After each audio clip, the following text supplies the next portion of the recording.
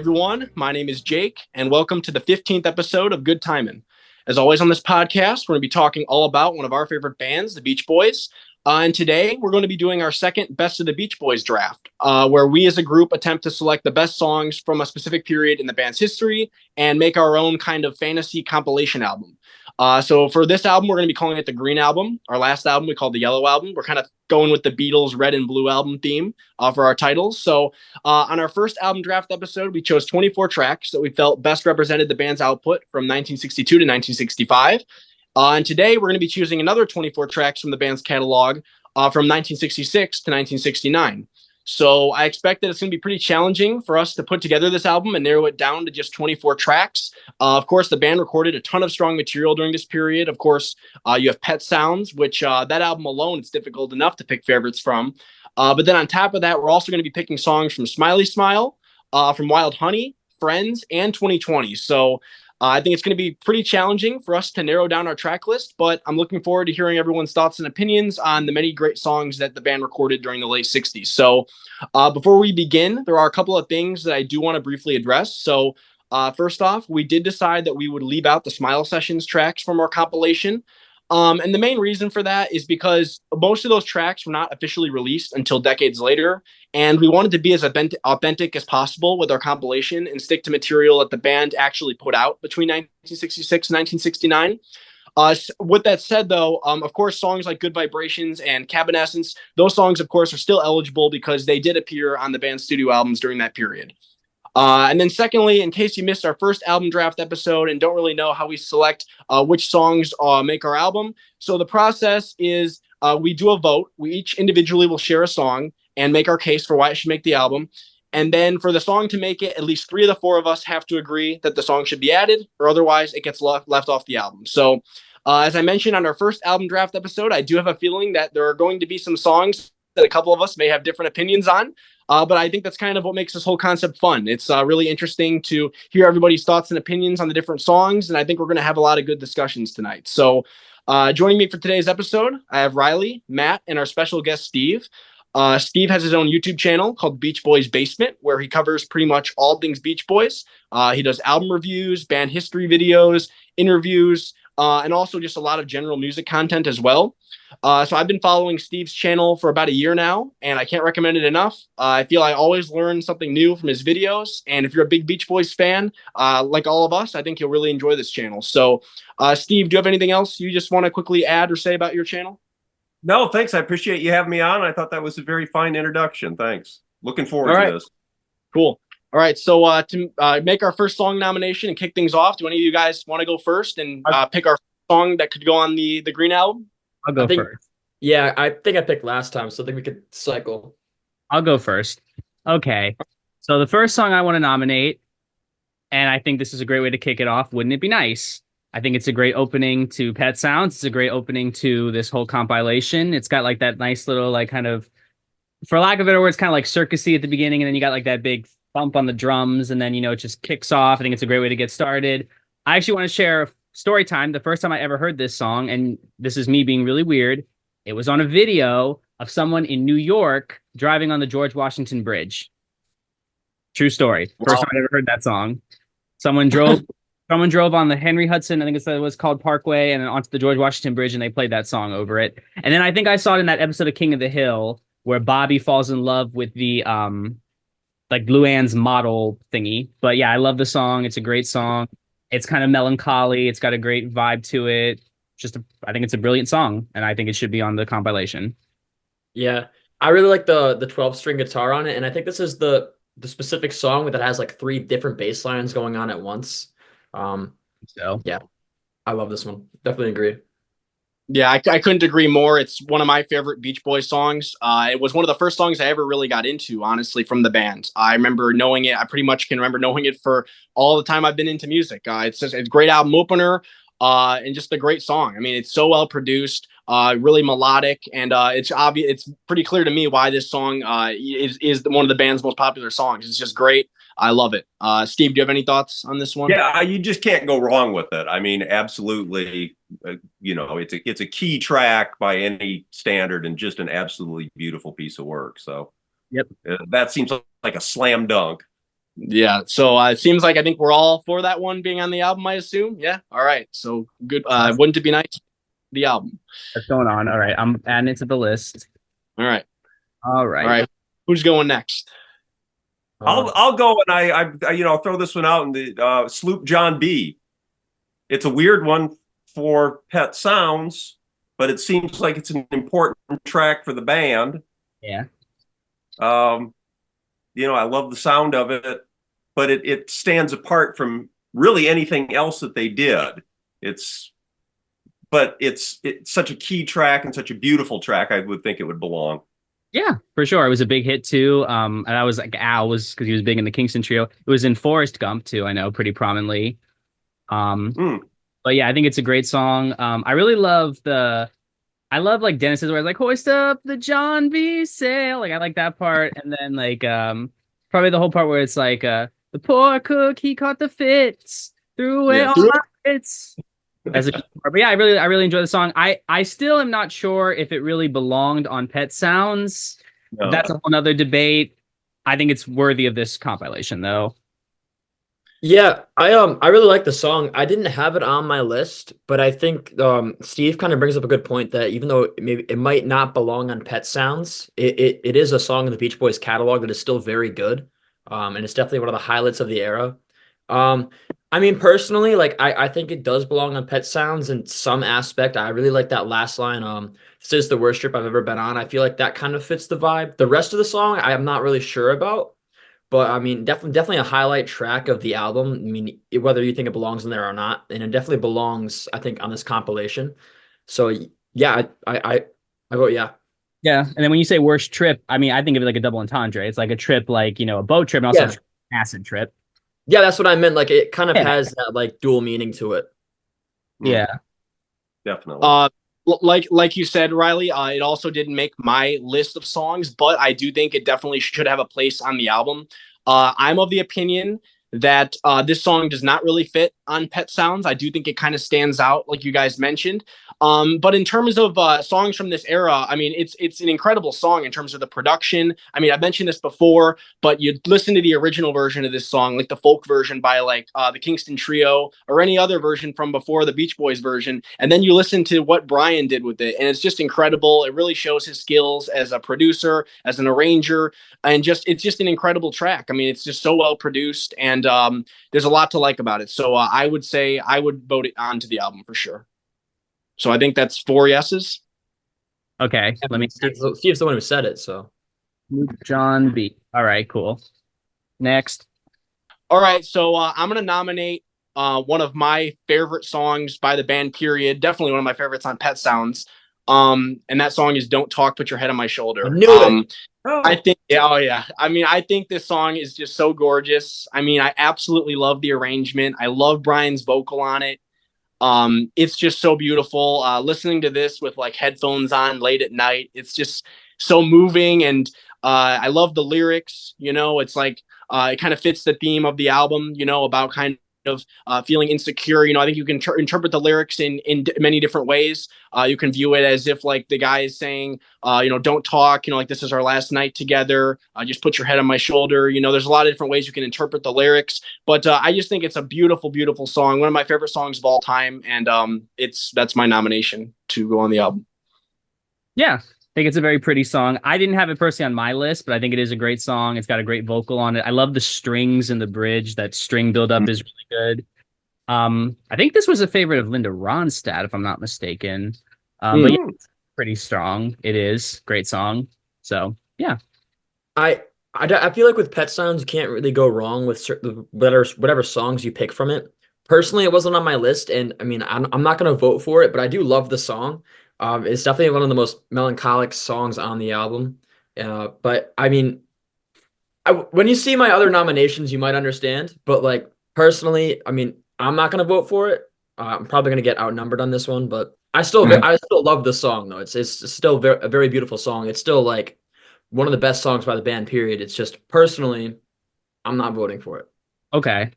Well, I mean, we'll if we have to kick stuff off later, we'll kick stuff off later. Steve, your thoughts?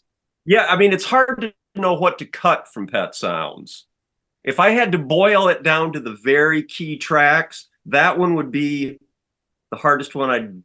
The last one I'd drop, but Yeah.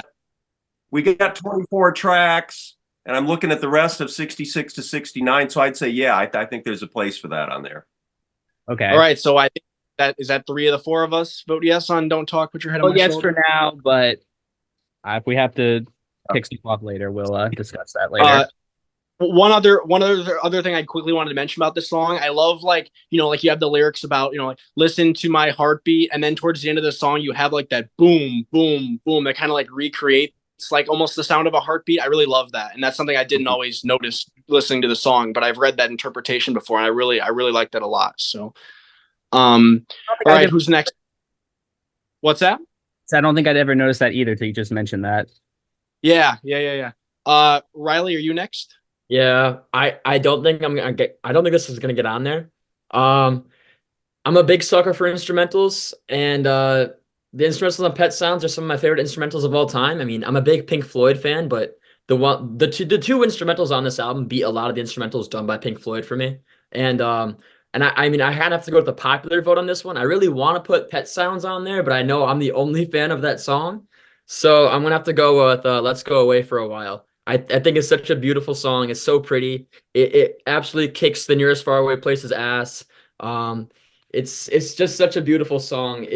I can't really describe it. Like it shows Brian's genius on a whole new level. I mean, I know most people think of him for like the vocal harmonies and some of the other like arrangements, but this is like an entire Brian Wilson piece. No vocals, no lyrics. It doesn't need any of that. I just think it relies on itself, and it's so damn pretty. It's very Burt Bacharach-y when I listen to it. That's what I think. I also heard somebody one time say that it was, I think I saw a comment on YouTube that says something like, this is like the elevator music you hear in heaven, which I think is very apt. It's a pretty song. I'm probably not going to vote for it. Not that I dislike it or anything, but it's just because like, as Steve mentioned, we only have so much space.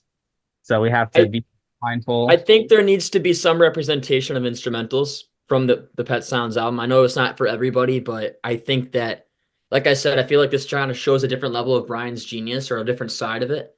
And I think it needs to be represented in some way.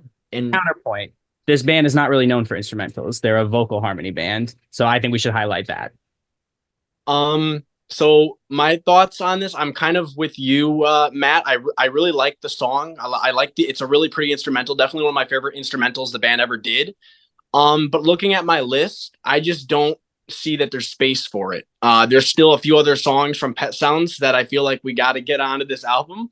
And personally, I would not vote for it. But I do really like the song. But I just think that there's too many strong tracks that we have yet to cover. So I don't think I can vote yes on it. But Steve, you want to share your thoughts on this one? Yeah, it's one of the first things that I thought about when trying to, winnow Pet Sounds down for a compilation album was what a shame it is to lose the instrumentals, because they're beautiful, but somehow them being instrumentals somehow makes them seem slightly lesser, which I don't really think is necessarily a valid viewpoint. And Brian, as much as he's known for the harmonies and all that, his instrumentals always going all the way back. I hate to lose it, but yeah, I think there's other things that need to go on from Pet Sounds. So as much as it kills me to lose it because it's beautiful, I think I'd vote no. Yeah, that's fair. I mean, I feel like they kind of hold more power in the album anyways. I mean, I think I mentioned this when we talked about them on the Hot Takes episode, that I feel like, I mean, I can listen to them on their own, but like I'll admit, when I listen to them in the context of the album, they kind of give more power to the other songs. They kind of like, it's kind of that penultimate track, that kind of like rising action, and then you kind of get to the ends of side A and B, especially side B with Pet Sounds to Caroline No, I feel like I can listen to that combination of songs any time of day. That's side B on my copy. Well, to preview kind of what I was thinking about, as my suggestions from Pet Sounds, I was thinking I just wasn't made for these times, and Caroline No somewhere down there. But to take Pet Sounds out of the middle almost seems criminal, because it needs to be in there. It needs to have that flow, but something's got to go. Yeah. So. But I agree. The instrumentals are very important in the context of the album. Okay. So that one's no. I'll go next. One of my favorite songs ever, Paul McCartney's favorite song, God Only Knows. I think it's a masterpiece. I think it's angelic. I think it shows how great Carl's vocal was. I love the construction of the song. I love the production, the arrangement, the kind of like the click. It almost sounds like horse. I don't know what it is. Like it almost sounds like a horse is kind of like clicking. Like I like that sound and like the jingle bells or whatever, the sleigh bells. I love the strings. I love the Petrons. I just think it's a great song. One of my favorite songs ever. First time I heard it, I think I listened to it maybe for like half an hour on repeat in tears. Yeah. There's no way in hell I'm going to vote no on God Only Knows. That's just not even possible. Well, if you guys remember the Hot Takes episode, God Only Knows was one of my lesser favorites on the album. Even though I think it's maybe one of the most perfect songs ever, I just like everything else on Pet Sounds better. Well, not everything. There's a couple of tracks, but it was on my list though, because I think it belongs as like a piece of history just on that album. It is one of the best pop songs ever written. So it gets my vote, even though it's one of my lesser favorites on the album. Yeah, I mean, it's one of my all-time favorite songs by any band or artist. It's I would say it is my favorite Beach Boys song. I just think it's gorgeous. Everything about it is perfect. I love Carl's vocal on it is just gorgeous and angelic. I mean, it's one of the best vocals ever. Brian's arrangement is incredible. I just love the whole song. The lyrics by Tony Asher are just like they're simple yet they're so effective. To me, it's a perfect pop song, and I definitely would nominate it on for sure. Okay, so it sounds like 4 yeses. Yep. So it is on. All right. Is it me up next or? I think it's Steve. Okay, well, I'll go with I Just Wasn't Made for These Times. That one just really moves me. I mean, that one speaks from the heart, like to me, like nothing else on the album. That's the one that I always when the album is playing, that's the one where I always stop and go, my God, this is good. So there's a real honesty in the lyric that's reflected in the music, and to me that's just an essential track. Yeah. It wasn't on my list, but I think it is a great song. It's very emotional. I love like the electrotheremin, whatever the hell it's called, in the song. Yeah, no, it is a really, really, really emotional song. And I think it's a song that everybody can relate to, you know? I think it's my flair on the subreddit. Yeah, of all the songs on Pet Sounds, I feel like this one lyrically is one of the most moving and honest. Like again, the lyrics are simple. Like sometimes I feel very sad. Like I think I read a quote from somebody who said like, like certain artists, like the way that they get emotion across is through these really detailed lyrics that might be kind of hard to understand or interpret. But with Brian and Tony Asher, that's a very straightforward lyric, but yet it comes across as so genuine because of the vocal and the delivery, and it just feels so honest. And I really love this song. It's definitely one of the highlights of Pet Sounds for me. So I would definitely nominate it onto the album. I don't know. It's one of my lesser favorites again with God Only Knows. I mean, the song hits. It's a good song. Like I think Pet Sounds is a perfect album. I think there's no bad song on it. I think the flow is amazing. It's just one of those tracks. I mean, it's just personally, I like everything else better. I mean, unfortunately for you guys, some of those songs are the instrumentals, but it's still I still love it. I mean, I'm not gonna object its place on any of the compilations that we do. Like it's a great song. Like I said, with Pet Sounds, there's not really a bad song, and you can't really pick wrong with any of these. So, well, I'm not going to vote for it. I don't care if it gets on there. I'm not going to be. It's not like Jake with Car Crazy Cutie. I think that this still in some area belongs on this. So, okay, so I think we're three out of the 4. Okay. Yeah.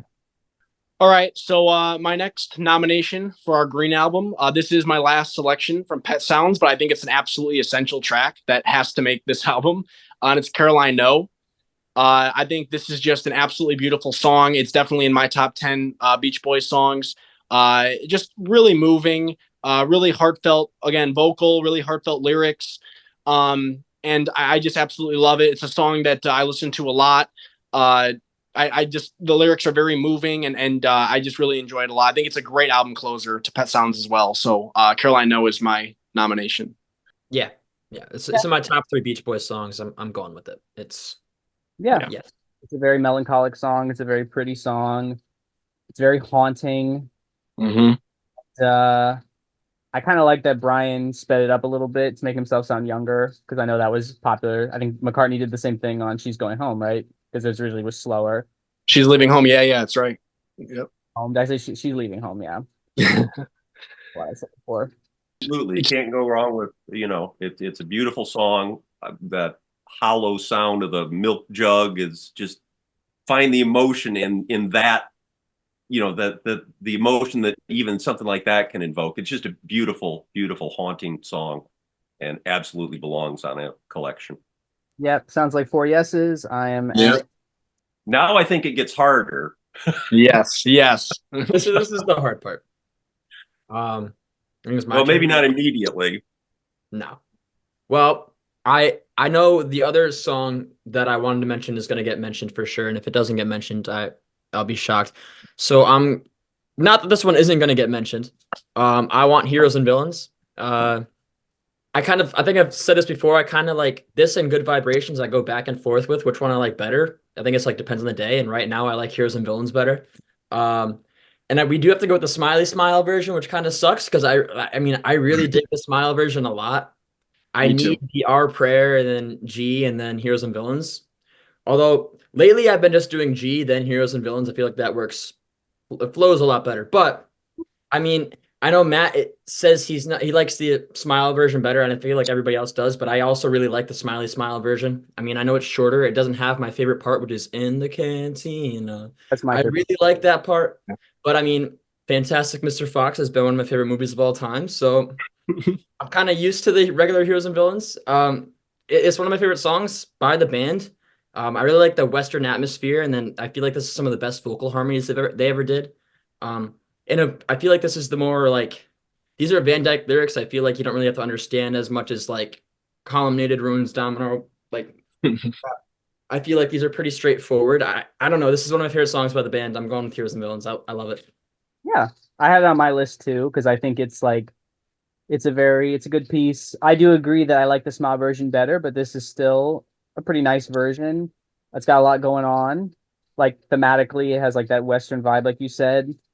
Cool that Wes Anderson used it in Fantastic Mr. Fox. He's pretty quirky, so I guess it fits. And yeah, I agree. I think it's a great song.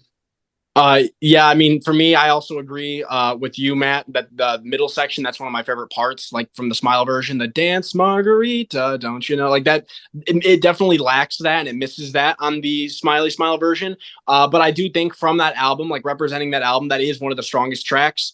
It's definitely a good song. It's not one that I would particularly rank as high as some other people do. I know on one of our episodes we were talking about that song, and some of our listeners are really surprised that some of us didn't rank that one super highly. But I do like it, and I do think it should have a place on our album. So I vote yes on it. Steve? Yeah, I vote yes. It's interesting to me to hear that you guys like the version with the in the canteen a bit, because I like it, but I always thought that it was because I was following the Beach Boys for like 12 years before I ever heard it. I read about that there was a version that had something about in the cantina, but it wasn't until those, I started following the Beach Boys, seriously in 1980. And then it was 90, 91 when it was released on that twofer. And so I've always loved it, but I always thought maybe it's just because I was so used to the other version, and the in the cantina bit is different, and it's something that I wanted to hear for so many years. But it's cool to hear that it's not just my jaded view that you guys really prefer it also. So, but anyway, that aside, yeah, the single version from 1967 of Heroes and Villains should definitely go on the compilation. And, Matt, you mentioned that it was in the movie. I mean, I did too. But this is like one of the first like deep cuts I've ever heard from the band, and I heard it like 5-6 years before I ever really got into the band too. So like I was pretty well aware of this song, and I don't know, I love it. Yeah, no, I'm just saying because Wes Anderson, his movies are very quirky and very stylized. Yeah. So I guess it's fitting, but they're not for everyone. I know my friend saw Asteroid City and thought it was one of the worst movies he'd ever seen. So it Do you was know what? Do you know what other songs are in Fantastic Mr. Fox? no. By the Beach Boys? I Do you never want to saw guess? There are. I Get Around. Oh, well, Um, your favorite song. So yeah, it is my favorite Beach Boys song. And oddly enough, Old Man River. okay. Oh, wow. Yeah. Wes Anderson knows his shit. Yeah, Wes Anderson is a clever guy. All right, so I will put this on the list. Now it's my turn to nominate something. I do love Smiley Smile, but I do feel, and I mentioned this before, that I do feel like it kind of works better as an album as a whole rather than like picking apart things. But I'm gonna nominate one of my favorite songs, if not my favorite song from Smiley Smile, Little Pad. I absolutely love the song. It's very slight, but it's very charming. I love like they're almost like high at the beginning, and it sounds like they just got really baked and they're just like laughing in the microphone. The little humming, the do do do do do, which I think was used the Whitest Kid You Know. They used that for their theme song. Um, and then I love Carl's vocal with the sure would like to have a little pad. It's just so simple, but it's so charming. It's so pretty. It's so vibey. I just want to like live in it and just like kind of like, wrap myself in this song. I freaking love Little Pad so damn much. Yeah, I agree. I really like it a lot too. It's one of the highlights of Smiley Smile for me. You stole it from me. I was gonna mention that too. That line from Carl, I love that. Yeah, sure would like to have. I love that so much. But yeah, it's great. You get to hear the guys like cooked out of their minds at the start of the song. They're all laughing, and it's just a fun song. Again, it's not like anything I think like super musically complex by any means, but I really enjoy it, and I think it really captures the vibe of that Smiley Smile album as a whole. So I definitely would say it's a good track to represent that album, and I think it would fit well on our compilation. So, Steve, I never would have nominated it. You guys make a compelling case, and there needs to be something on there to represent Smiley Smile. I don't think you could make a better choice. So on that basis, yeah, I'll say yes. Yeah, it actually is pretty musically complex if you kind of look at it. There's the Hawaiian guitar. I was going to mention that some of the chords they're playing. I mean, maybe not like wild chords, but the way that Brian uses them, pretty wild. So, yeah. Okay, so sounds like 4 yeses. Little Pad. All right. So, Steve, it's your turn. Well, should we just throw Good Vibrations on there? It seems like it's got to go on. Let's. Yeah. It has to. Anybody going to object to Good Vibrations? No, it's one of the greatest songs ever, in my opinion. Yeah. And I think it was probably the biggest problem with it is, having heard it so many times, to hear it with fresh ears is difficult. But yeah, no, it's got a great record. It's a great record, but yeah, definitely a bit overplayed. But there's a reason for that because it's great. Yeah, exactly. Yeah, I feel like it's one of those songs. I totally agree with you, Steve. Like I feel like it's one of those songs that you hear it so much that it is hard to listen to it like you've never heard it before and fully appreciate it.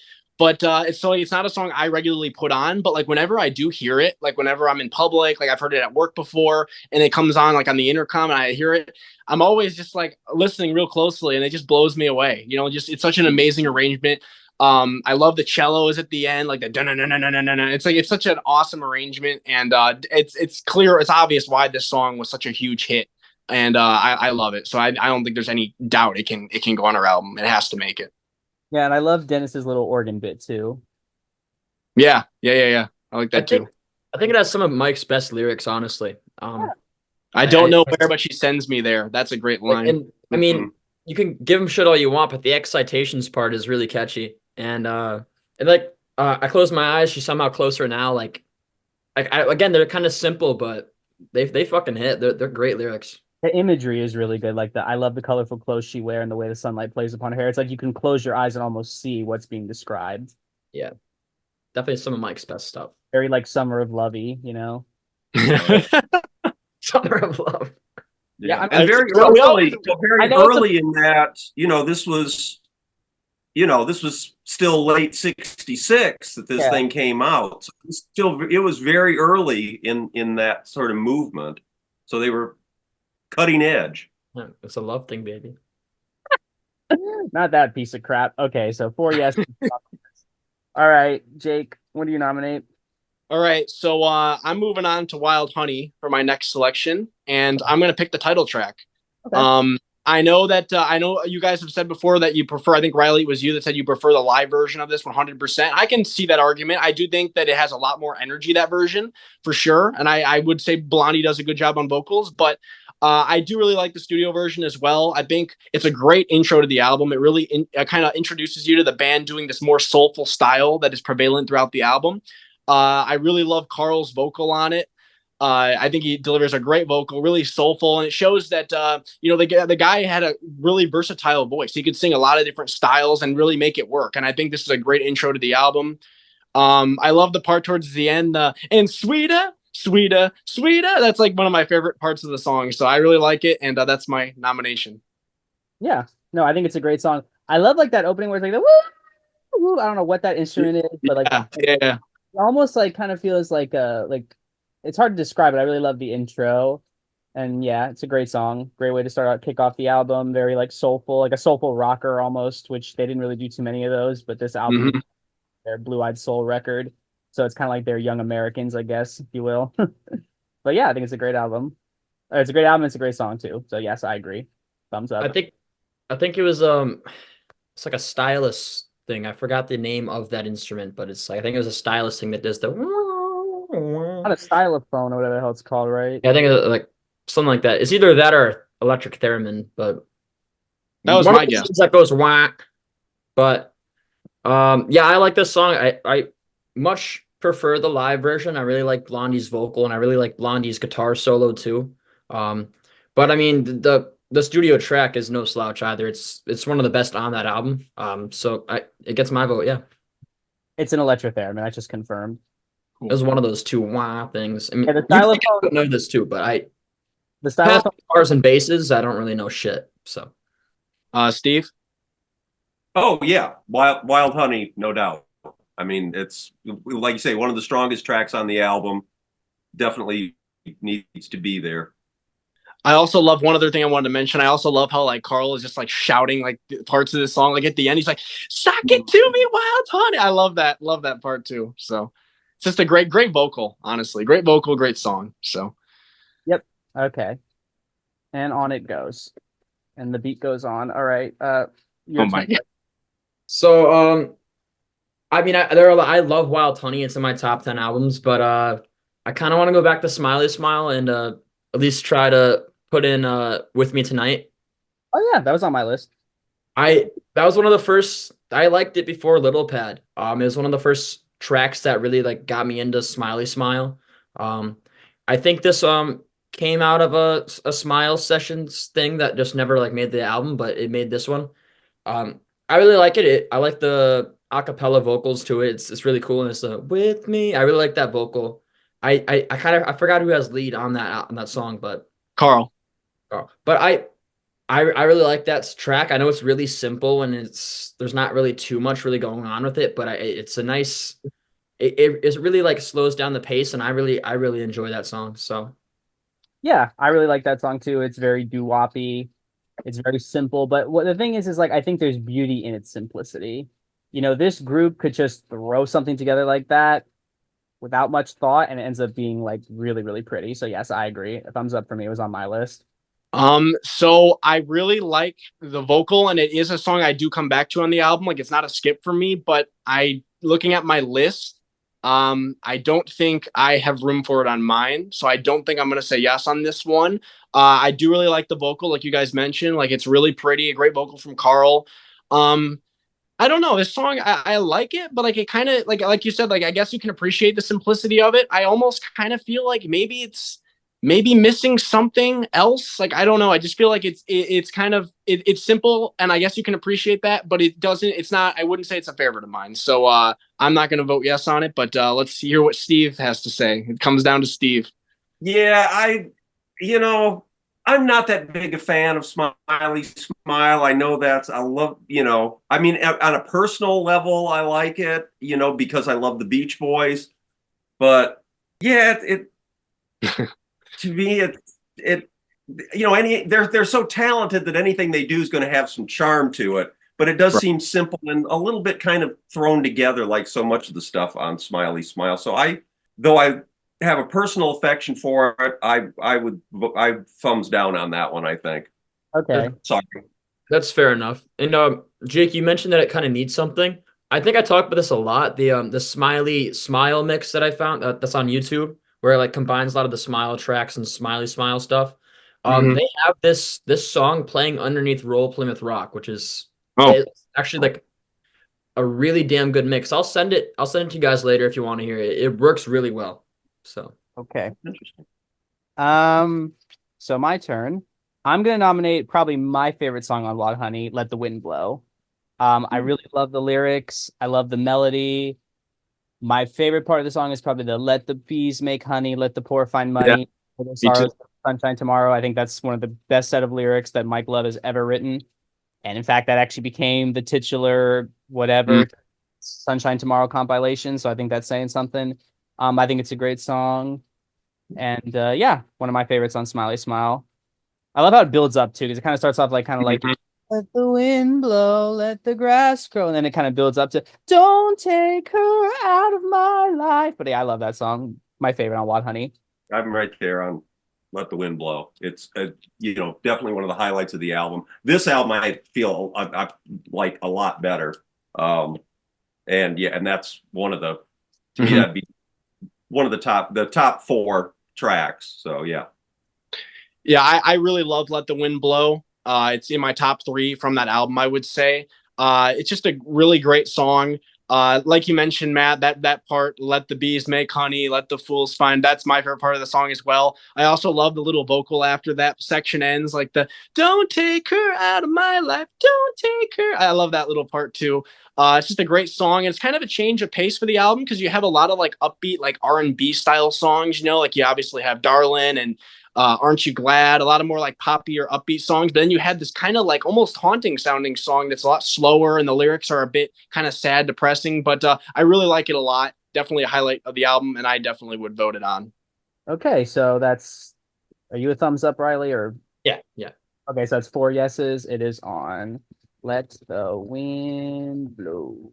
Okay. That was a Mike Wien right there. Wien. Who is it? Me? Oh, it's Steve's turn. Then you're next. Oh, okay. Well, I was gonna suggest "Aren't You Glad." To me, it always sounded like the single A side that wasn't. Yeah. But it really it should have been a single A side. It is strong throughout, really catchy, really memorable, really well put together, and really not heard that much. So putting it on a compilation, I think it's should have more attention than it's had. So.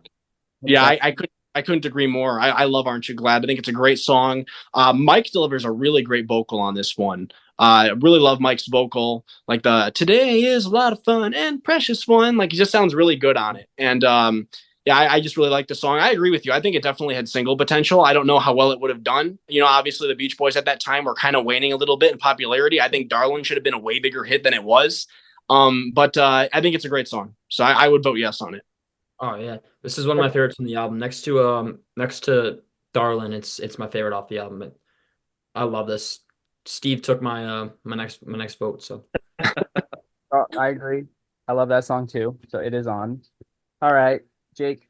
All right, so I feel like one of you guys is going to nominate my next pick. So I'm going to try to get a different one on from Wild Honey and see if I can get it on, just because this is one that I really like a lot. It's kind of a deeper album cut, but I want to see what you guys think. I really love "Here Comes the Night," like a lot. I think it's great. I love the verse melody. I think it's super catchy. Like the "my heart," I just think it's super catchy. I think the transition to the chorus is kind of really cool. It kind of goes into like it's kind of out of nowhere. It's like, "Here comes the night, hold me, squeeze me." It's like really, really different and unique, and I really like that a lot. Obviously the song was redone in a horrible way later on, and but this version I think is great, and I pretend that other version doesn't exist. So I would nominate "Here Comes the Night." I think it's tough to some of these songs. It's tough to fit them on, but I do think this is a really strong album cut. But I totally understand if you guys don't vote it on. But what do you guys think?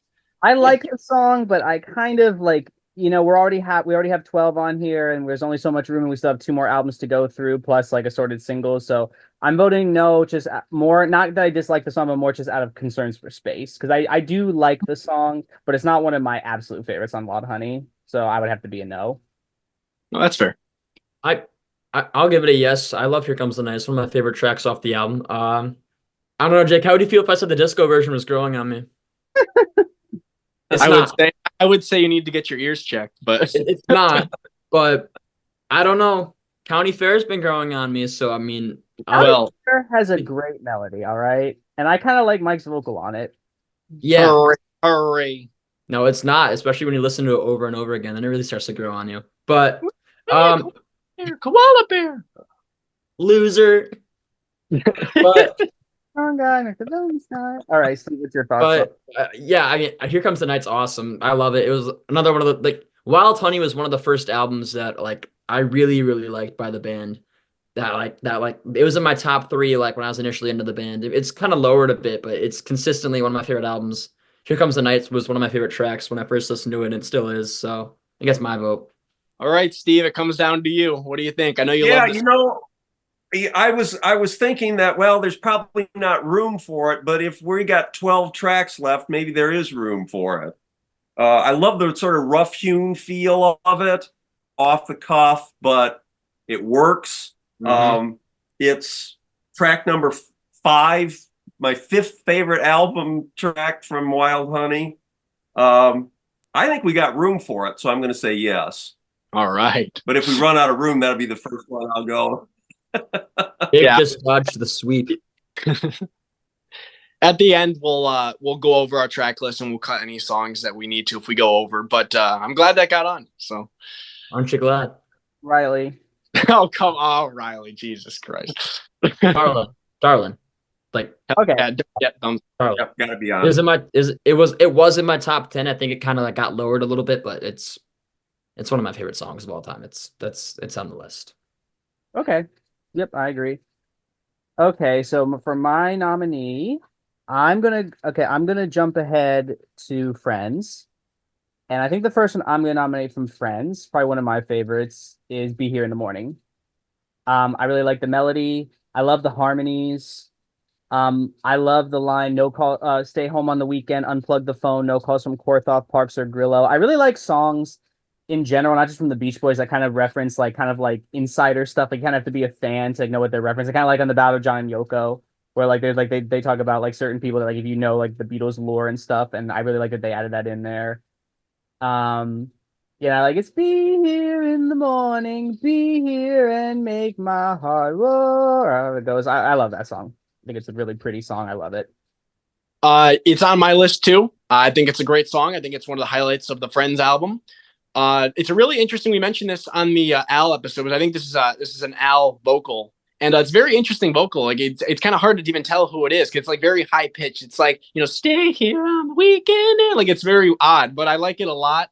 I do like that part you mentioned too, Matt. The be here in the morning, be here in the evening, and then make my life full. I love that. And I think it's a great song. I like the little references to some of the band insiders as well, like you mentioned. I didn't actually know that until I think shortly after we started doing this podcast, actually, like the different references. So that's pretty cool. So I like the song a lot. I would definitely vote yes on it. I just found out today that that's Al. I thought that was Brian this whole time. Like I literally. Yeah, there you go. See? Yeah. Like 5 years, and I just found out that's Al. Yeah. No, Al had a big part in this album. I think he like co-wrote 5 of the songs. So, Riley or Steve, what do you guys think? I mean, it's not on my list, but again, Friends is another album. I feel like I appreciate this more as an album as a whole rather than like certain songs. So, I mean, similar to Pet Sounds, but also different, where like Pet Sounds, I can kind of like individually like pick songs that I can listen to, but Friends, I have to go through beginning to end, all like 28 minutes of it. So, but I mean, still, this is a good song. I'm not going to be upset if it makes the list. It didn't make my personal list. I'm kind of in between on this. I don't really care. No particular vote for me quite yet. Okay. Yeah, all right, I really agree. It's an album that is kind of more than the sum of its parts. If you start taking the songs apart individually, they're not all that strong, but somehow all together it creates this overall feel. Like, Riley says, you want to listen to it all the way through. But if you're going to pick it apart, I think that would be one of the ones.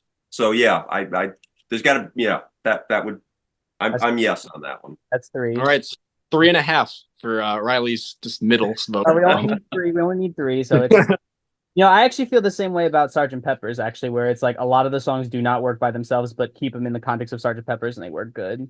Yeah, like, I mean, even with Sgt. Pepper's, honestly, like, Sgt. Pepper's and Friends, like, if any of those, like, songs come up on my playlist, like, I mean, I might want to listen to it in the moment sometimes, but, like, I might just skip it. Like, I can't really, like, cherry pick.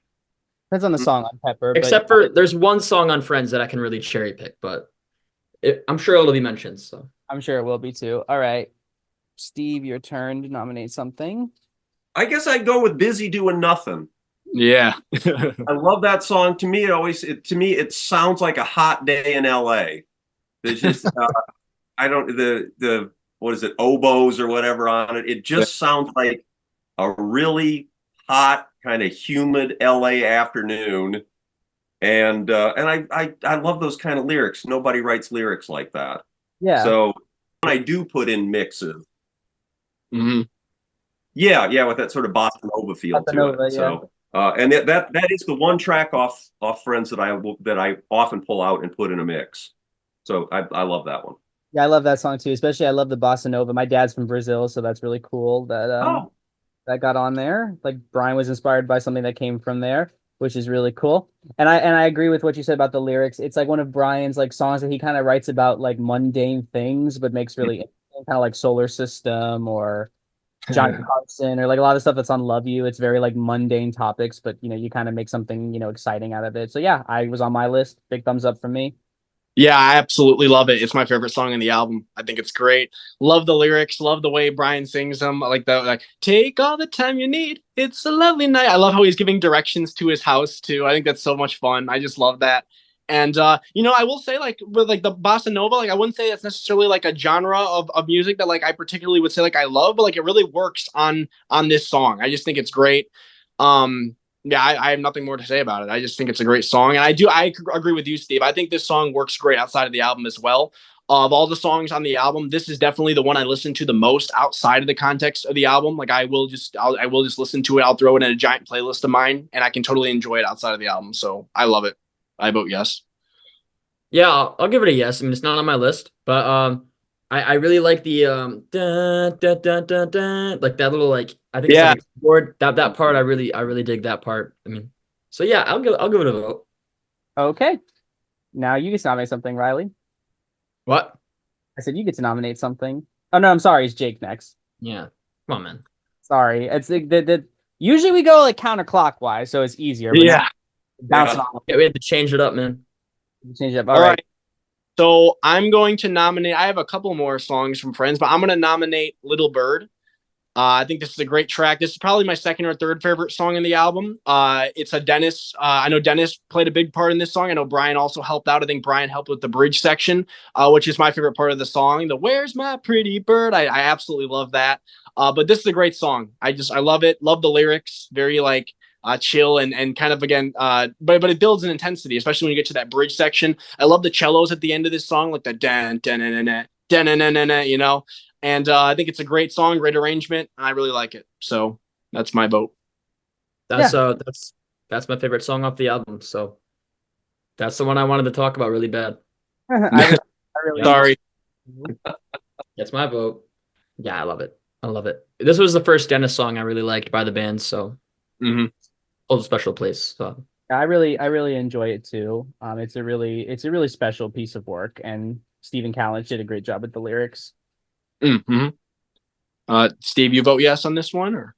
Yeah, I wouldn't have nominated. I think there's room for it. So yeah, I'd say yes, and it's nice to get some representative of Dennis's writing on this as well. So because I don't think any of the 2020 stuff's gonna make it on here, so we might as well get this one in. Yeah. I just feel like try get some of those songs. We will try. We'll try. Okay. Now your turn, Riley. Hold on, let me look at my list real quick.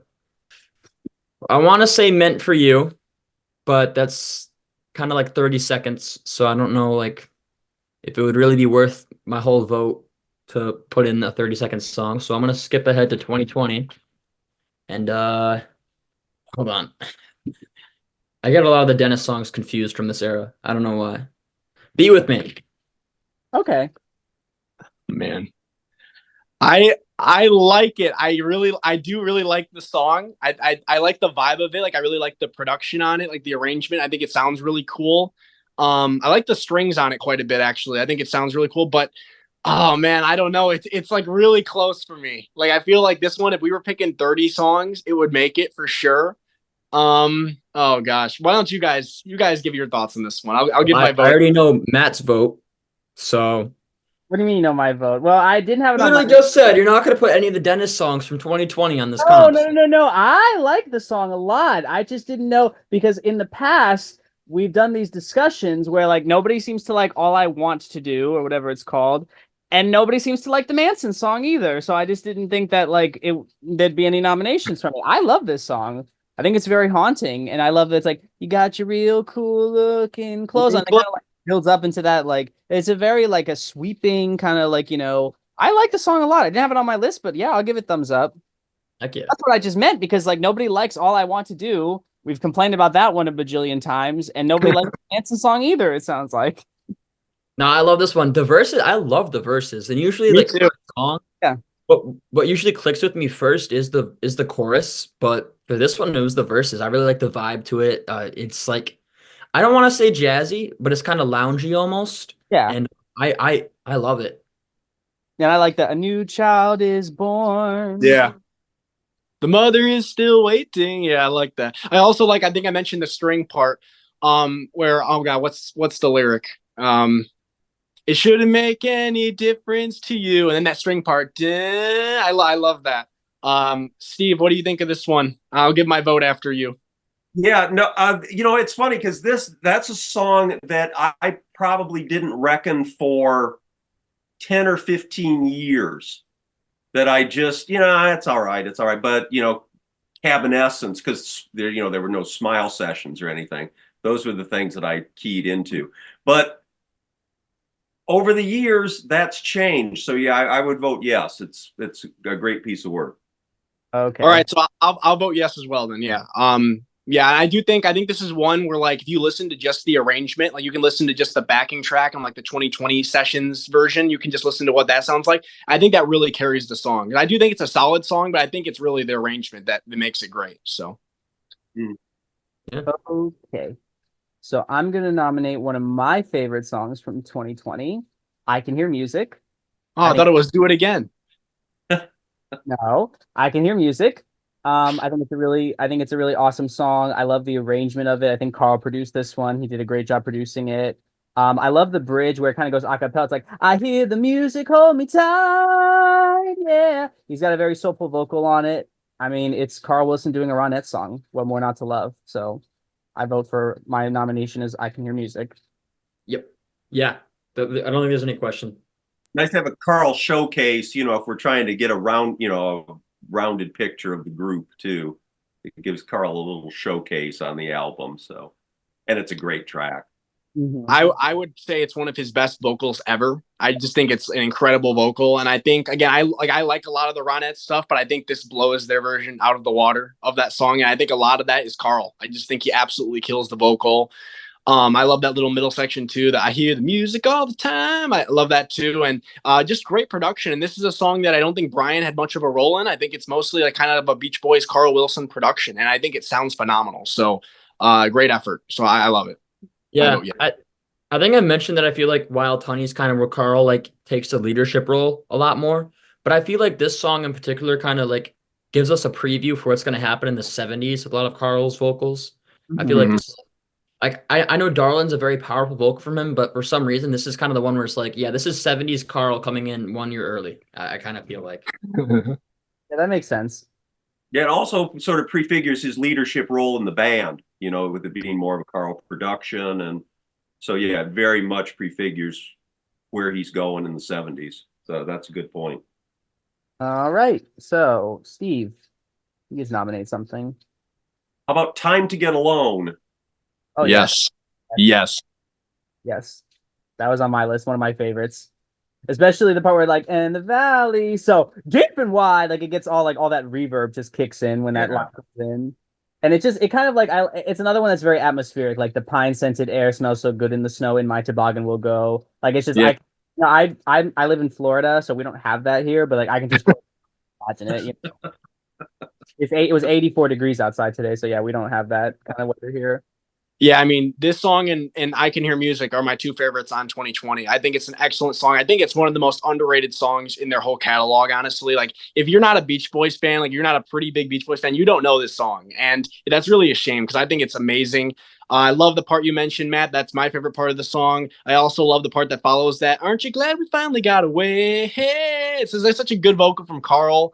And another shining moment for Carl. Again, that, like you guys said, this is the album I think where like you really see that transition. This album and Sunflower, you really see Carl playing a much bigger role in terms of kind of leading the band, doing more vocals, and I absolutely love it. I think it's great. So I vote yes.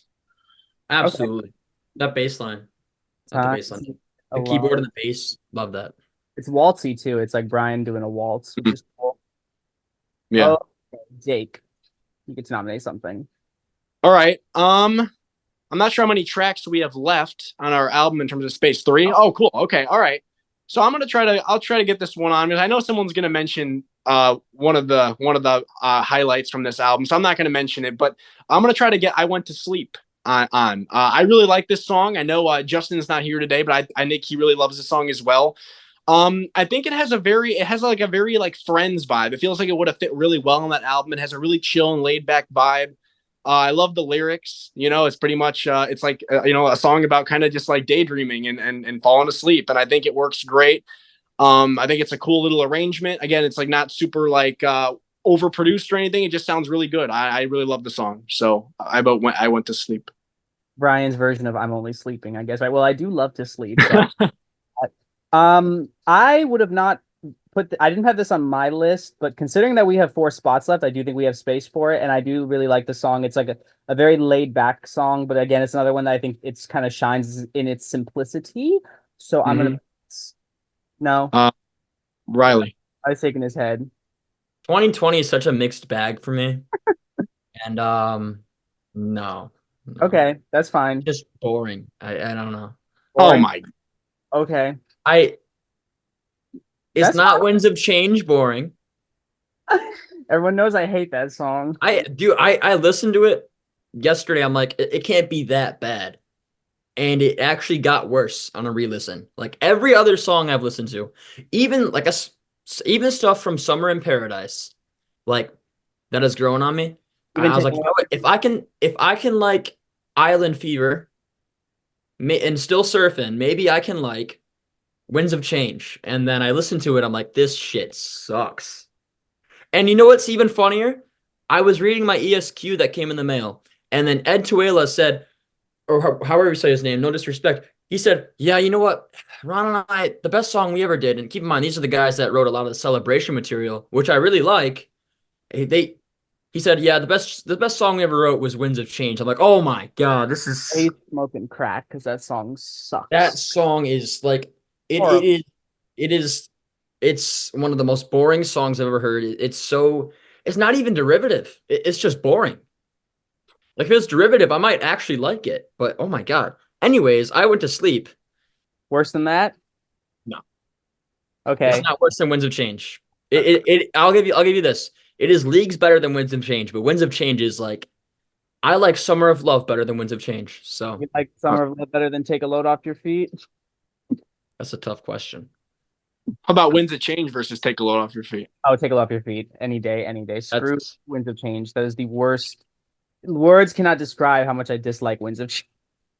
I think Take a Load Off Your Feet has a good melody. It's just the lyrics are like, if you gave Take a Load Off Your Feet lyrics to Winds of Change, I might consider it the worst song ever written. Okay, so you say no. Steve, what's your vote on I Went to Sleep?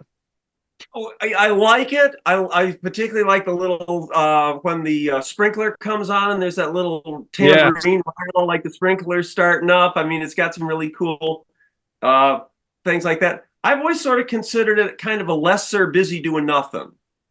Okay. So I think if I were putting together a compilation, if Busy Doing Nothing is on it, then we can leave room for something else and leave out I Went to Sleep. But I love it, but it doesn't seem quite strong enough to go in the set. Okay. So that's no for I Went to Sleep. All right, Riley.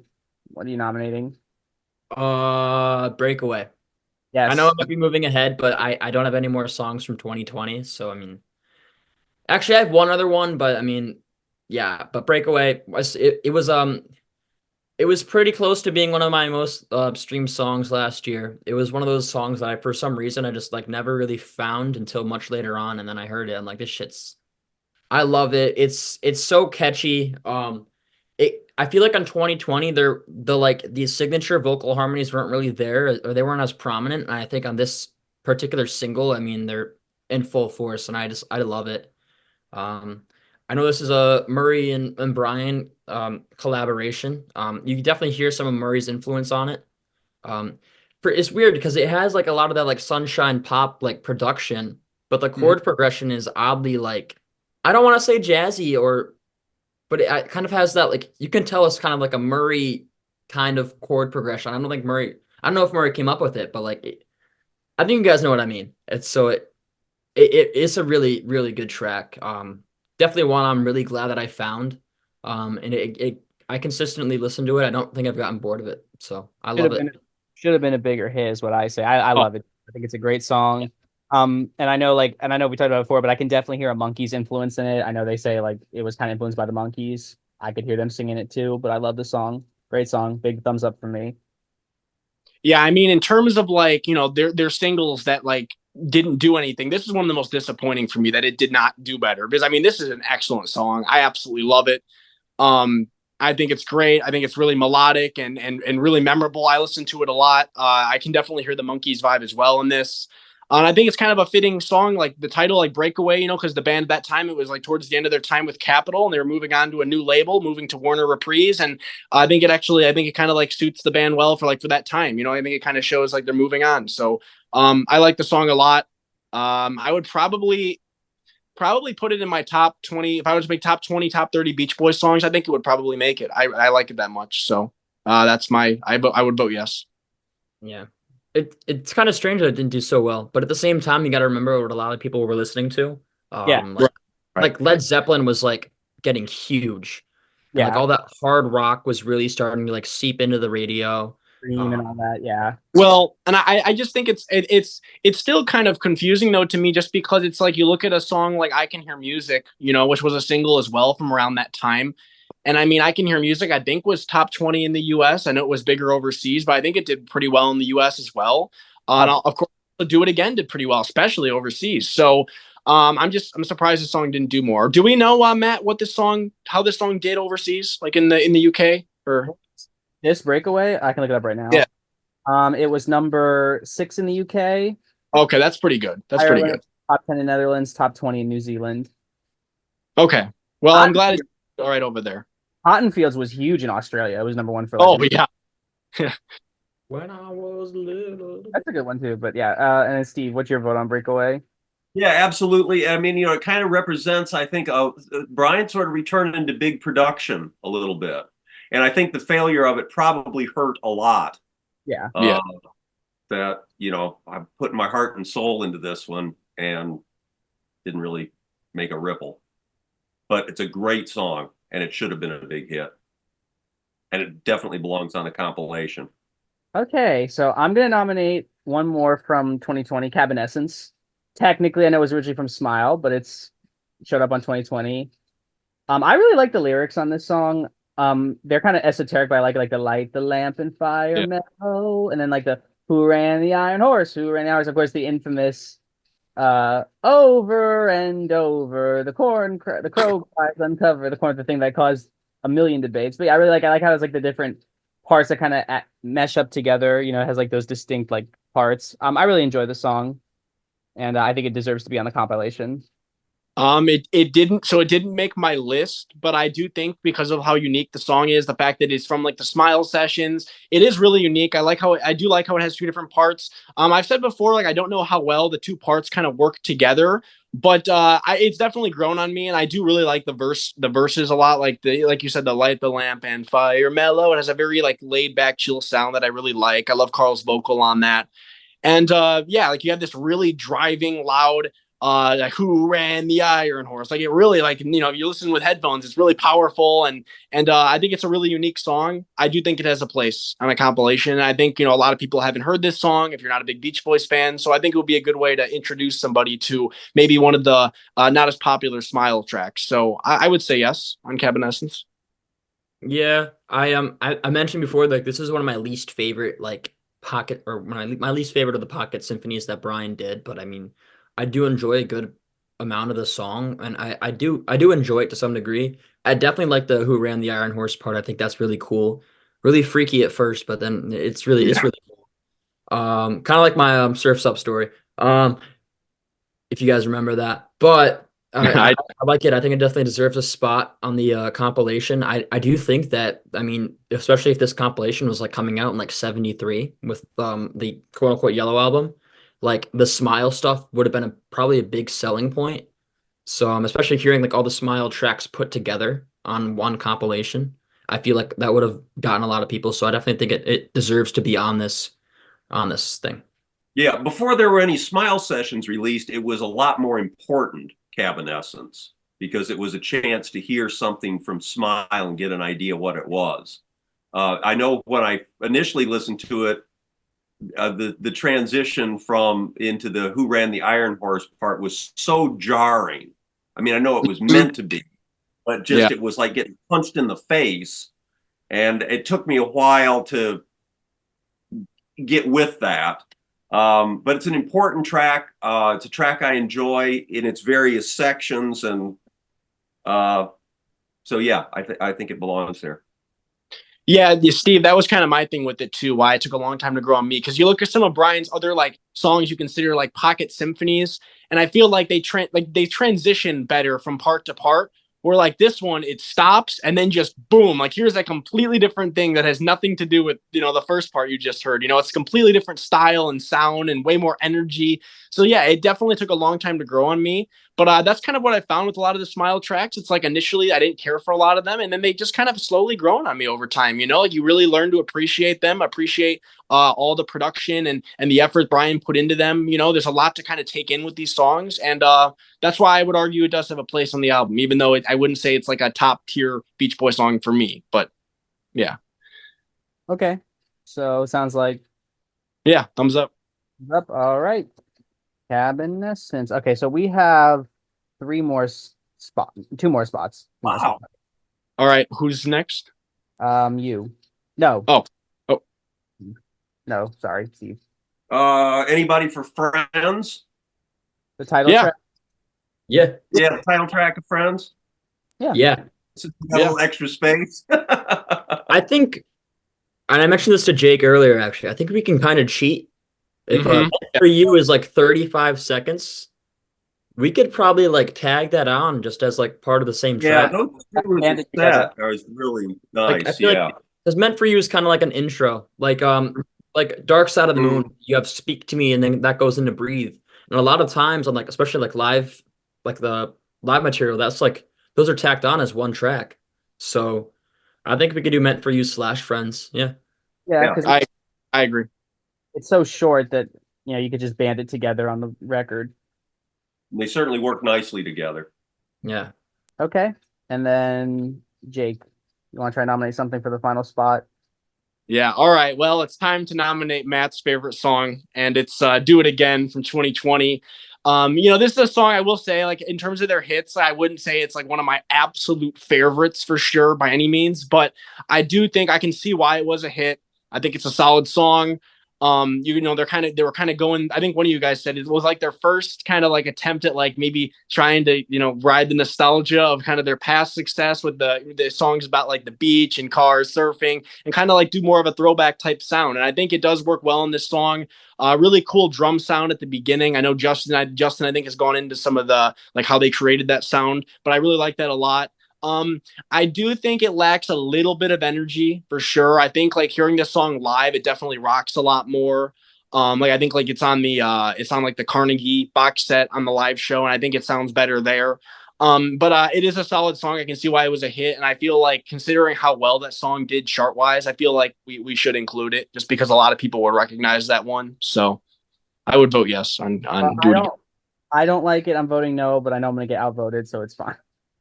It fucking rocks. I love it. It definitely works much better as like as a live song. You definitely need that the more driving guitars. I feel like especially with a lot of the material that was coming out from like other bands from this time, if the Beach Boys did add like heavier guitars to it, I think it probably would have done even better, especially in the States.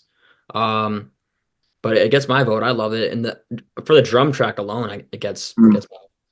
Yeah, the drum track is phenomenal. And I think it would be so conspicuous by its absence if it wasn't there. Mm-hmm. If you actually created this compilation, the first thing anybody looking at it would go is, "Where's Do It Again?" So just for that, it's got to go. Okay. Real quick, I just wanted to mention too, my favorite part of the song. Actually, it's not even the verses. I love that middle section with, I think, is it Brian on that vocal? The "with the girl the lonely sea looks." I like it. I love that part.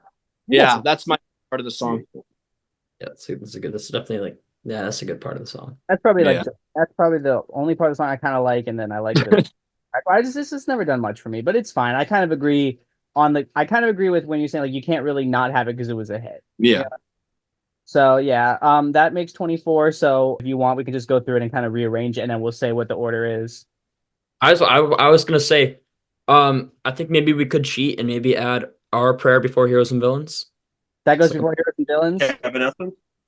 Why not before Cabinet? Well, I feel like before Cabinescence, maybe. Well, it's before Cabinescence on 2020. That's, yeah, on 2020, yeah. I was thinking, because we could maybe do like a Smile Suite on side B of all the Smile tracks put together.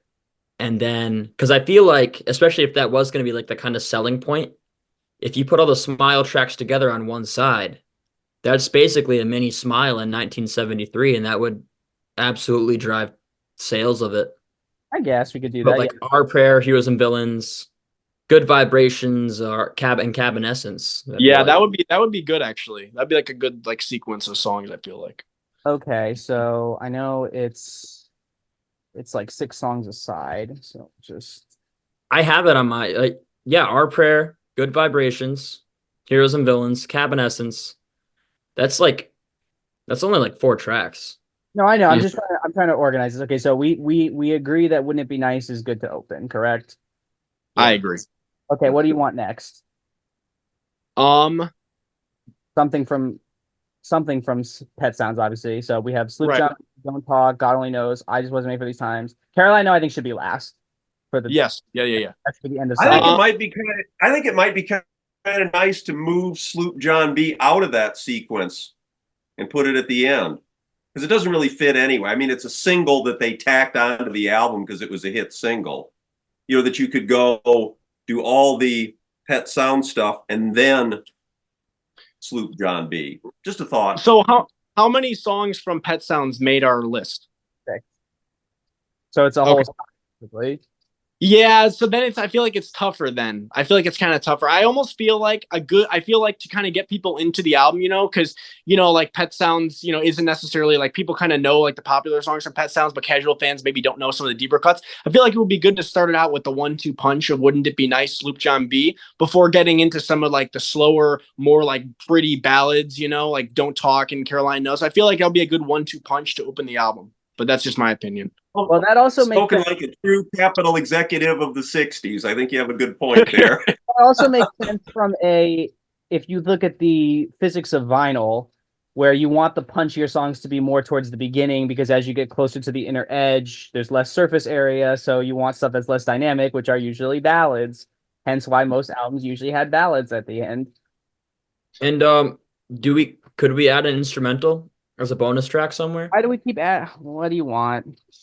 That- No, what do you want? No, seriously. Like, what do you want? What do you All want? right, what do I actually want? Or what do Yes. I think would be better? Either Because or. all right, so because what I would actually want, it would work much better as a bone. Or what I would actually want is let's go away for a while. What I think would actually work better as a true bonus track would be Pet Sounds, but Well, I think Let's Go Away with a lot. Let's Go Away for a While is better than Pet Sounds, but that's just my opinion. I think they're about even. I mean, we're already at 24. We're already cheating like twice. I think. Dude, Yeah, we added Summer Means New Love last time. I know, but this time's different though, because we already have a bone. We already got Meant for You in there, and we're going in Our Prayer too. So I just feel like I don't know. I feel like that combines. Fair enough. Fair enough. Yeah. Fair enough. Okay, so yeah, so then next. Okay, so next is Wouldn't It Be Nice, Luke Jumbie? What's next? Do you want Don't Talk? Do you want God Only Knows? Eyes Wasn't Made for These Times. I would say Don't Talk or God Only Knows, either or. Okay, let's do God Only Knows, because then we'll have like all the singles back to back, and then we'll do Don't Talk, and then I Just Wasn't Made for These Times, Caroline No. I think that's a good sequence. I feel like that you start out, like with the singles, the songs everybody knows to kind of get them hooked in, and then the second half of the side you get into more of these like slower ballads. I think they kind of work well together, so I think that's good. Okay, so that's side A. Side B, we're gonna open with Our Prayer, Heroes and Villains, right? Or yeah, Our Prayer, because if we're gonna go in like the smile sequence, I think Our Prayer. Plus, that's a really good side opener. Our Prayer. You could go with Good Vibrations or Heroes and Villains, either one. I mean, Good Vibrations came out first, but Heroes and Villains was the intended opener, true opener of Smiles. So I think Heroes and Villains fits better with Our Prayer than Good Vibrations does. you got to try that mix, dude. It sounds really good. But I agree. Okay, so then we have that, and then let me cut the Good Vibrations, and then we want to do Cabinescence, right? Cabinescence, yeah. Then we'll do Little Pad, because that's the only one we got from Smiley Smile. And then Wad Honey, you think is good next? Yeah, I mean we don't really have a choice because it's going to be one standalone song from Wild Honey, right? It'll be two because we're banding Our Prayer and Heroes and Villains together, so that's going to be one song. And then, okay, so Cabinescence, Little Pad, Wild Honey, and then we could end with how about we do this? We end with Let the Wind Blow, and then when you start off side 3, that starts off with Darlin', because that was the big hit, so that makes sense. And then we do Darlin', Here Comes the Night, because we actually Where does Good Vibrations end up and all that? It ends up in between Heroes and Villains and Cabinescence. Oh, perfect. So we have Darlin', Here Comes the Night, and then we'll put Friends, Meant for You, Friends. But we do have Meant for You. Yeah, Meant for You is the little mini opener there. Because then we'll transition into the Friends stuff. Then I think Be Here in the Morning makes sense. Okay, we'll get rid of Cabinescence is here. Okay, so Darlin', Here Comes the Night, Meant for You, Friends, Be Here in the Morning, and then what do we have? Little Bird still, and Busy. We have Busy, Little Bird. 3, 4, 5, 6, 7. Okay, I'm sorry. So it's got to be I see what I did wrong here. Darlin' would open. Okay, so it's gonna be Darlin'. Then it's gonna be Aren't You Glad? Then Here Comes the Night. Okay. Then Meant for You, Friends. Be Here in the Morning. And then do you think Busy Doing Nothing or Little Bird should end side 3? I'm gonna say, oh man, Little Bird. Little Bird. I would say Busy Doing Nothing. I say Busy Doing Nothing. Because I feel like Little Bird, so that means Little Bird would open the next album side, right? That or Do It Again. Take your pick. What? Okay. Well, I just feel oh man, oh god, I don't know. Yeah, it's up to you guys on this one. I don't really know. I do think Do It Again or I Can Hear Music should open the next side, but Do It Again came out first, so it makes more sense for that to open the next side. All right, but you guys can Busy Doing Nothing or Little Bird is fine for the end. I'll do Little Bird. Little Bird. Okay, I will do Little Bird. Little Bird. Then we have my favorite song, Do It Again. All right. Then we have Little Bird. Then we can do I can hear. Then we'll do I can hear music. So it's a little bit order. Yeah. We'll do Be With Me, Time to Get Alone, Breakaway. I think that's Breakaway is good to end it off. Yeah, Breakaway would be a really good. I think it's good. The only part of it that feels a little awkward to me is Busy Doing Nothing being have to do it again, but I don't really know what we're supposed to do there, because of the amount of friends. So maybe just switch it out. We could just put Little Bird as the opener, because I think it also does work as an opener too. I was gonna say that's why my vote initially was for Little Bird, because I actually think Little Bird would work better with the 2020 songs than Busy Doing Nothing, because I feel like Busy Doing Nothing, like that's like 100% a Friends song. Where like I feel like Little Bird, like I kind of get like I feel like you could kind of compare it to like Be With Me a little bit, like it's another Dennis song. You'd also have two Dennis songs on one side. Then I feel like that would make sense. So okay, so I swapped that out. Okay, so for our track listing for the Green Album, we have side A, Wouldn't It Be Nice, Sloop John B, God Only Knows, Don't Talk, Put Your Head on My Shoulder, I Just Wasn't Made for These Times, and Caroline No. Side B, we have Our Prayer segued into Heroes and Villains, Good Vibrations, Cabin Essence, Little Pad, Wild Honey, and Let the Wind Blow. Side C, we have Darlin', Aren't You Glad, Here Comes the Night, Meant for You segued into Friends, Be Here in the Morning, and Busy Doing Nothing. And side D, we have Little Bird, Do It Again, I Can Hear Music, Be With Me, Time to Get Alone, and Breakaway. I honestly think that's great. Like, I actually feel like this went way smoother than I thought it was going to in terms of like picking songs. There's a couple on here that I didn't mention because we kind of just moved on. But honestly, I'm really happy with that track list. I think it's good. I think it's strong. And I feel like it's sequenced really well. I love the Smile side. I think that's really smart that Riley, you came up with that. I think that's really good. So what are you guys happy with the track list? Yeah. I think could use some more instrumentals. I was going to try to propose, and I didn't even propose this because I didn't think it was getting enough votes, but I was going to propose You're Welcome because I really like that song. But I'm like, that's not. I like there were a couple of Smile tracks I probably would have wanted to include. I mean, I like some of the Smile backing tracks that ended up as instrumentals. Holidays is really catchy. I like Plymouth Rock, or Roll Plymouth Rock, or Do You Like Worms? I really enjoyed that, but I don't really listen to it on its own. But there are some Smile stuff I miss, but I think if this like was to be released in 73, especially with that Smile side, I feel like people would have really bought this. I think people really would have went after this, especially for that like little Smile suite. I feel like that would have been a huge selling point. Would it have done as well as Endless Summer? Probably not, but no. Steve, you have any thoughts on the track list we've assembled here? Yeah, I'm really surprised how smoothly it went, because that's such a disparate bunch of records.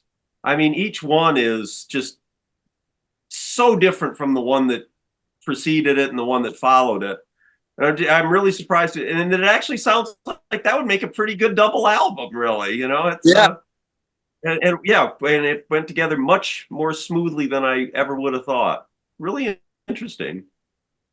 Yeah, I have to say, I think this track list we've assembled, I think it was one of the guys in the podcast that's usually on, Steve, Justin. He sent us a picture of a compilation album that was released, I think, in like early 70s around this time.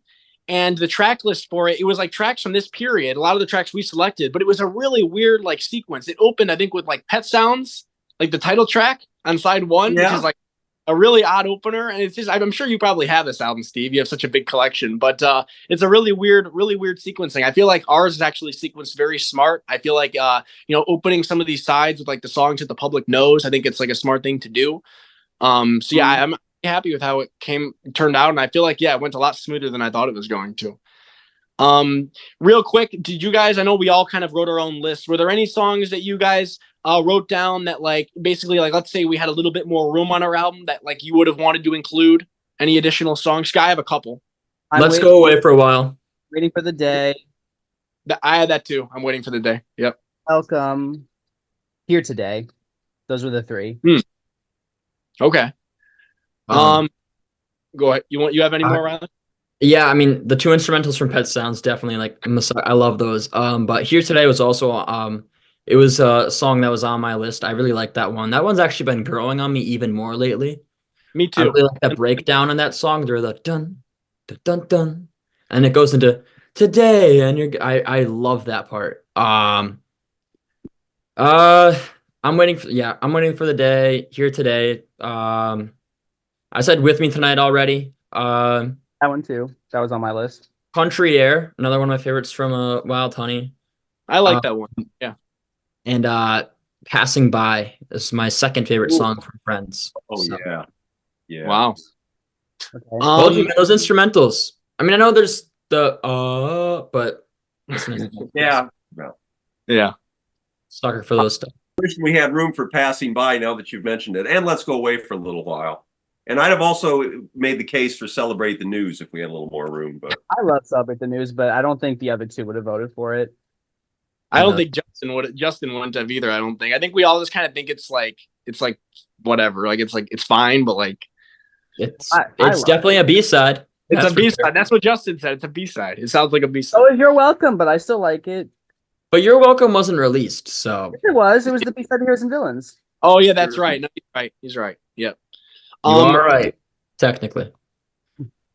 From my list, a couple that I didn't mention. So I actually did have I'm Waiting for the Day too. So I feel like if one of us actually mentioned it, it probably would have made it on. Let's see what else I had. I did have I Was Made to Love Her. The only reason I didn't mention it was because it's a cover. I feel like it would be good. I know Sloop John B is technically a cover too, but like I just feel like we should stick to try to focus more on the originals. But I do think that's a highlight from that album. I think Carl's vocal on that is just killer. I absolutely love it. What else? I did have Wake the World, but that's not one I would say like it's like I wouldn't say it's like one of my absolute favorites from that album, but I felt like maybe some of you guys would mention it, so I did have it written down. I had it written down too. Actually, now that you mention it, it kind of blended into my spreadsheet. I do have Wake the World. So do I. Wow. So basically, if we had a couple other tracks that could fit on here, we would put I'm Waiting for the Day and Wake the World for sure. This is the one that I know some people rip on, or they don't care for it because they don't like the lyrics. I love it. I love Annalie the Healer. I think it has a great catchy melody. I love Mike's vocal on it. And it would be kind of a cool little, like, interesting deep cut to kind of introduce to people. So I like. I love that song too. I thought you were gonna say Nearest Faraway Place until you mentioned the vocals thing. No, I actually didn't write Nearest Faraway Place. I mean, I honestly like with a lot of the instrumentals, like I like them, but I just don't come back to them too often. Like I know you were ripping on me because I said I like Nearest Faraway Place more than Pet Sounds, the title track, but like again though, it's not like I would say like Nearest Faraway Place is like a top notch track. It's not. I mean, I like it a lot. Like I think it's really nice. I think people are kind of underrated, but like it wasn't in contention for making our list. So that's it for me though. The rest we either got on or I got them rejected. So you know what occurred to me that there's one single A side from this period that we haven't even mentioned, which is Bluebirds Over the Mountain. Yeah, I don't care for that. I don't think that that's a coincidence. Because it's all right. I like it. It's all right. It's fun. There's nothing wrong with it, but that song to me elicits absolutely no emotional response whatsoever. It's just, yep. You know, it's fun. It's catchy. Like it's definitely catchy. I can see why they thought it would like be good as a single. I can see it, but like you said, it doesn't move me at all. Like it doesn't even feel like a Beach Boys song, really. I don't think it is. Right? It's a cover. I think technically. I think the only thing to me that stands out from that song is it kind of has some like cool guitar work. I do like the sound of the guitar on that song, but it also feels kind of out of place. It's like you have this very like kind of like cheesy like melody, like Bluebirds Over, but then you got like this like rocking guitar in between. It just feels very like weird. I don't know. And if you ever hear the Dutch mix, they put all those like overdubs on top of it. No, I don't think I've heard that. It's on the Rarities album. So on the Rarities album, it's sequenced that it's like most of the song is panned hard left, and then like hard right is like the overdubs, and if you fold it down to mono, you get the Dutch single. It's really weird. I will say, I think Cotton Fields much better than Bluebirds Over the Mountain. I mean, the single, definitely close. Yeah. When did Cotton Fields? The single wasn't until 1970. So yep. No, I agree. That's why I didn't put it on my list. But like, I don't like. I know Justin likes the album version of Cotton Fields. That I think is terrible. I think it's really bad. I think the Dutch Bluebirds Over the Mountain was a mistake. I think that somebody messed up, got the instructions backwards when they mixed it for the Dutch. Mm-hmm. I don't think it was meant to sound the way it came out. I think it was an error. Oh, really? Interesting. I read, yeah. It's not the first time. That's not the first time somebody screwed stuff up, because you look at like Endless Summer and you have like the the album version of like Be True to Your School, and I think another song in there. I think Help Me Rhonda has the Today version. So not the first time there's been some weird selection. Yeah. Well, I've always been suspicious though that at least with the Be True to Your School on Endless Summer, whether that was deliberate. I prefer the version. So yeah, I think in 1974, I know, I was 14.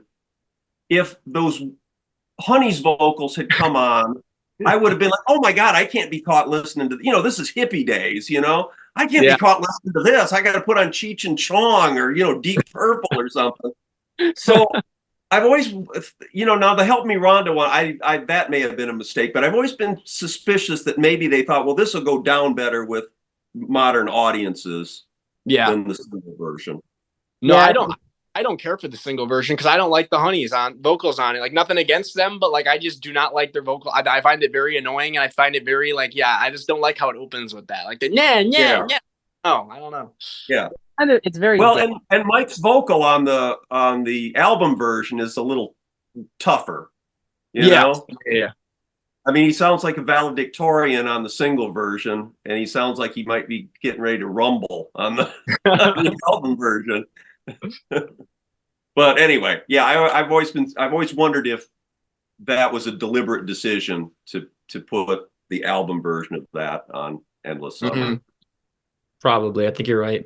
Because it would have been crazy because there's like a lack of guitar on the single version, and you just hear the Honeys, and there was no sense to have that as part of the rest of the songs on that album that are like guitar based pop, and it would feel out of place. Yeah. I mean, I'll be honest. I know you guys kind of already know this because we've talked about it on our previous episodes. But Steve, personally, I don't really care for the song in general. Be True to Your School. I think it's fine, but like I don't think it's a highlight hit of theirs. So it actually didn't even make our Yellow album. So not a favorite of mine either. But. Yeah, it's fine. It gets okay, but I just don't think it's top notch by any means. So no, surprising A side really. Yeah. I think it was top 10 though, right? So it did all right. Yeah. Oh yeah, it did fine. All right. Do we want to wrap it up there, guys? Cool. Yeah, sure. All right. So thank you everybody for listening to this 15th episode of Good Timin. I hope you all enjoyed the show. I had a great time putting together the second compilation album with you guys, and I can't wait to do this again in the near future. The next time we do this, it'll be from the period from 1970 through, I think, 74. So that's going to be a lot of fun to do. I'm looking forward to it. Also, Steve, it was great to have you on the show. It was a lot of fun hearing your thoughts and opinions on all these different songs, and you're definitely welcome to join us again sometime. I had a lot of fun having you on. So as always, if those of you listening like this podcast and want to hear more, feel free to subscribe or follow wherever you're listening. We greatly appreciate the support as it motivates us to make more episodes in the future. Also, as a reminder, the podcast is available on YouTube, Spotify, and Apple Podcasts. So there are plenty of different places to listen and keep up with the show. So thank you again for listening, and we will see you all next time. Bye-bye.